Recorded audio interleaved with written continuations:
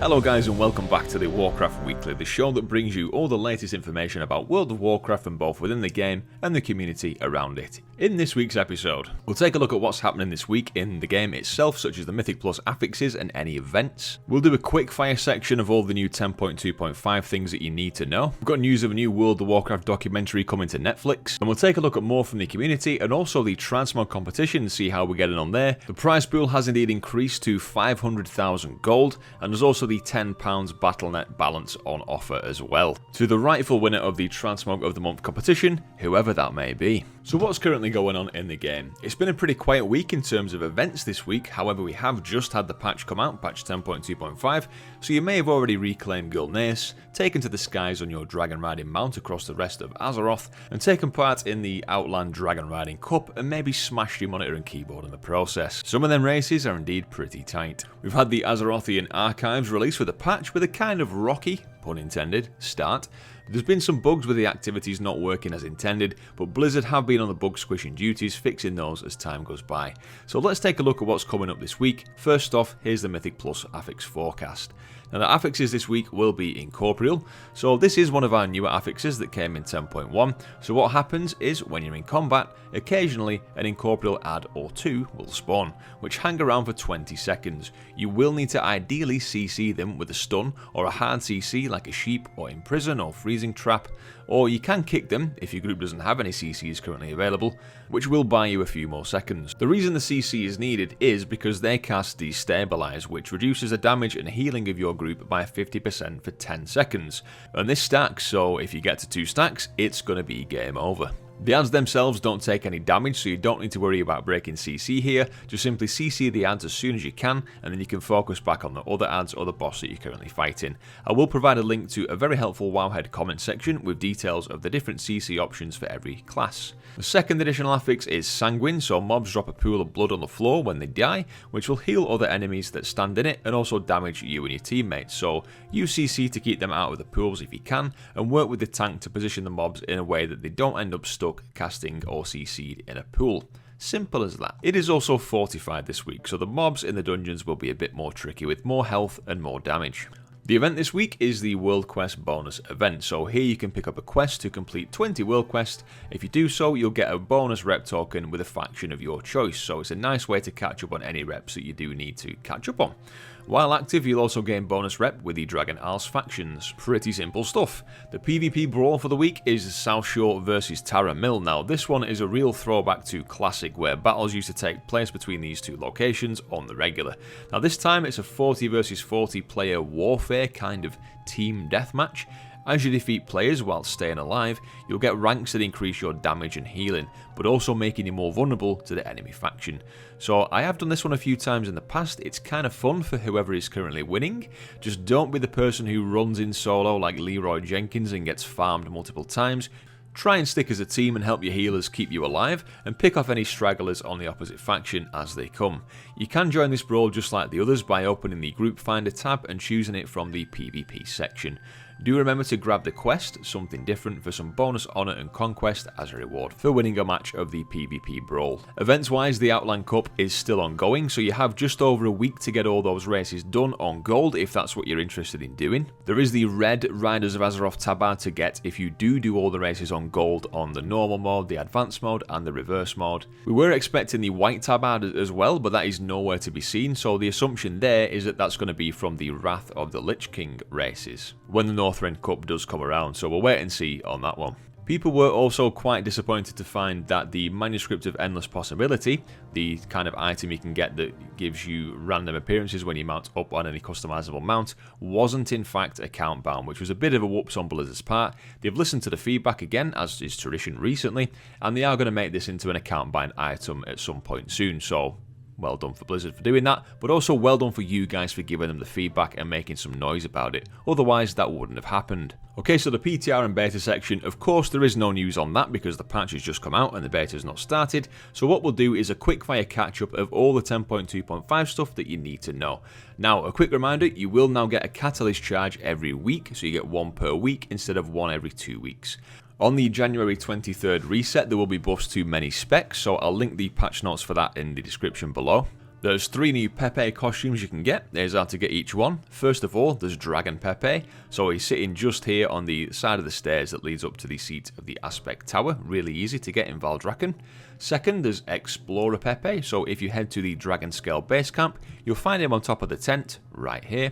And third of all, last but not least, we've got Tuskar Pepe, who is sat in Iskara at this building here, next to Noruk and Scaps.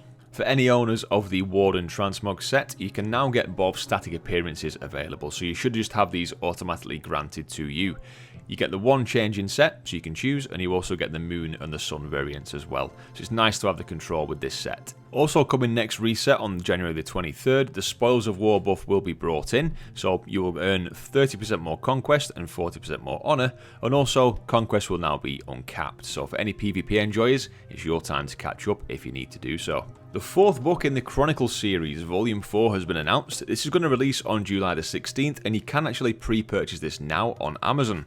It's not exactly cheap, but it does come in hardcover, and the past few books have been really good as well, with some stunning artworks in there, so this is definitely a good thing to add to your collection if you enjoy your read. The book will be covering lore and insights from Mr. Pandaria, Warlords of Draenor, Legion, Battle for Azeroth, and Shadowlands expansion, so there's going to be quite a lot of stuff going on in this book, definitely worth a dabble. Now, speaking of reading books, we have found Lord Godfrey's Old Spectacles. Now, these have been found in the waters of Gilneas, so if you fish there, you've got a chance to get them, basically. Nice and simple. Just imagine if these have been there all the time since Cataclysm, but just nobody thought to fish in the waters of Gilneas. It could actually be the case. Now, follower dungeons have gone live, and people do seem to be enjoying those. They're providing people a nice chill way to get into content and experience the dungeons and try out new roles, exactly as intended. But what wasn't intended is that the afflicted affix, now, basically the mobs that were spawning were being seen as actual players, so they were doing things like triggering affixes and messing up the way evokers work. The buffs sometimes that evokers put out, they were going to the afflicted mobs instead of the party, so it's going to kind of tank DPS and things quite a bit. So there have been some pretty rapid tweaks, as you can imagine, from Blizzard on this part to get things back and sorted, so they should be working as intended as we speak. Alright guys, let's take a little cozy dive over into Community Corner. Now, did you know that if you put the original discs from vanilla World of Warcraft together, you can make a Titan ring? I never knew this. I'm sure this image has done the rounds before, but yeah, a cool little detail that some of us may not have noticed. I do actually still have all the original boxes and discs from the versions of Warcraft up until around Mr. Pandaria when I started to get the digital versions, so I kinda wish I'd have carried on getting the physical boxes. But anyway, now here's something quite touching and really cool. Netflix have bought the rights to a documentary named Ibelin, which is about a young man named Mats Steen, a WoW player from Norway who tragically passed away due to a degenerative muscular condition at 25 years old. Now, when he passed away, his parents mourned his life, which as far as they knew had been quite an isolated one due to his condition. However, after he passed away, they started receiving messages from Mats' friends from all around the world, offering their condolences and sending essay-long emails at times, and even some artworks to Mats' family. Which was a massive surprise to them because, as you can imagine, as Mats' condition progressed, he was more and more isolated and kind of shut in and unable to interact, physically with the world, but he was still able to form these deep connections from within the World of Warcraft. I genuinely can't wait to see this come to Netflix. Gaming gets quite a bad rap at times for promoting violence and taking us away from the things that, quote-unquote, we should be spending our time on, but this is one incredible example of how gaming can bring us together, and it definitely does on a day-to-day basis.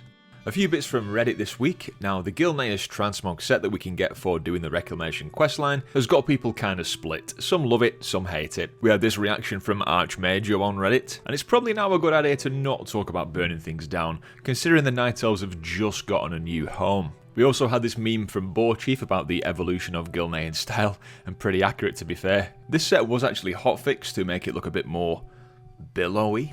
It was an improvement, so we've got to be fair to it, but I probably still won't be using this transmog myself. What about you? And then we had Nankaru, who is just happy that he can finally live out his dreams as the Prince of Darkness. Right guys, Transmog competition, so it is still open, and you have until the 28th of January, so I've slightly tweaked the dates because with these episodes, I'm going to try and get them out now on a Monday, which kind of makes more sense for our US viewers. So the aim is that you guys have got a chance to watch this before the reset on the Tuesday, and same for EU and everywhere else on the Wednesday. So 6 more days to submit your Transmog, and you are in the runnings for £10 of Blizzard balance, and also 500,000 gold, courtesy of Mr. Old Wise Druid. thank you very much, sir, for the donation. Muchly appreciated. I'm sure the winner will be enjoying that as well, providing I don't, steal the gold and move to a different country.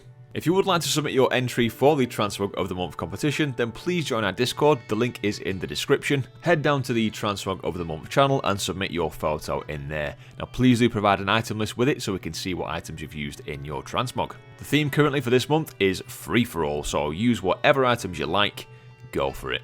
As long as you don't use toys to change your appearance, that's the only real rule. Alright, so let's take a look at the submissions we have so far. So first to submit was Goat, the winner of last week's Transmog of the Week, which was indeed the final Transmog of the Week because we've now changed it to Transmog of the Month. And Goat has submitted his Travelling Monk on his Vulpera. So this set works very well because it's not too in your face and it uses items that all make a lot of sense when they come together. So we've got Fuzan, the artifact weapon for monks there, and again, not a massively overstated in your face version of the weapon, the nice simple, tame version. Opting for a single shoulder pad, again quite a nice subtle one. You didn't really notice it initially, but you've just got the one shoulder pad there, which you'd imagine a monk that's dancing around all the time, they wouldn't really need a shoulder pad or two. I like the fact that because this is a traveller, we've got the use of the Tuskar backpack there, and also the Vulpera belt, which has got a couple of extra little bits on there that the guy might find useful during his travels, so a bit of a nod as well to his heritage. Next up we've got Film the Dead on the Arcane Mage this time. Now all the items here do seem to be from different sets. Now quite an interesting combination going on here. You would assume that the chest piece and the kind of kilt that's going on are from the same set, but they're actually not. And also the shoulders and the headpiece go together very nicely,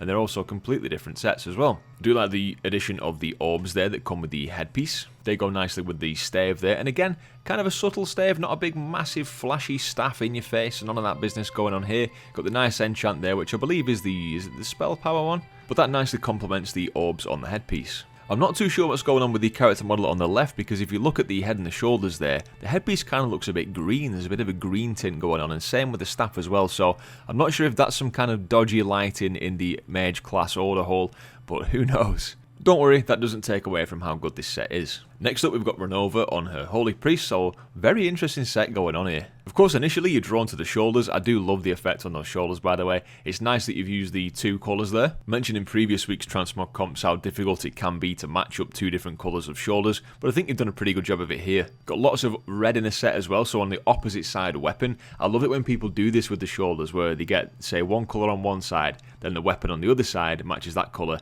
and vice versa with the opposite shoulder and the other weapon. I made that a bit complicated to say, didn't I? But yeah, with the shoulder on your right hand side, you've got a lot of red there in the set to complement that nicely, and same for the blue shoulder on your left hand side, you've got a weapon on your right hand side which matches that pretty nicely too. Now that helmet is not something you see often, the celestially aligned hood. We got there in the end. Imagine carrying that thing round on your neck all day, you'd have pretty sore shoulders, wouldn't you? But it just goes well with the set. You've got the gold in there, you've got some of the red bits even, and a bit of the metallic-y metals kind of thing, which ties in with the shoulders quite nicely, and also the weapons as well. And one of which is, of course, Xalatath, very thematic because she's, as we assume, going to be quite relevant going into the next expansion, as she is indeed the Harbinger. Another word that I can't pronounce. Next up we've got Manders with the Punky Druid. Now punk is just the perfect word to sum up this set. It absolutely nails that kind of punky vibe.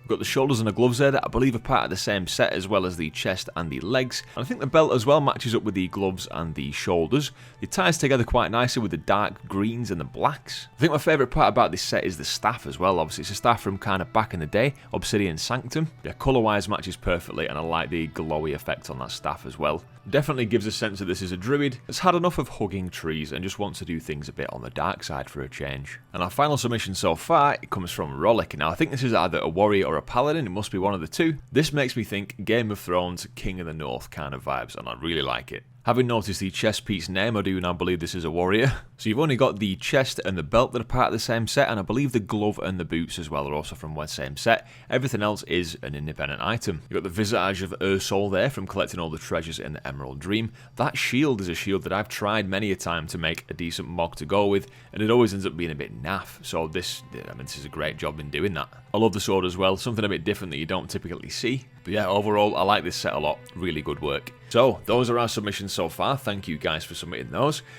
You are all in the runnings for the Battle.net voucher and the 500,000 gold, so good luck to you. If you want to get your submission in, if you haven't already done that, you've got just under a week left to do so. Do jump into Discord and put your submission in the Transmog of the Month channel to be eligible for the win.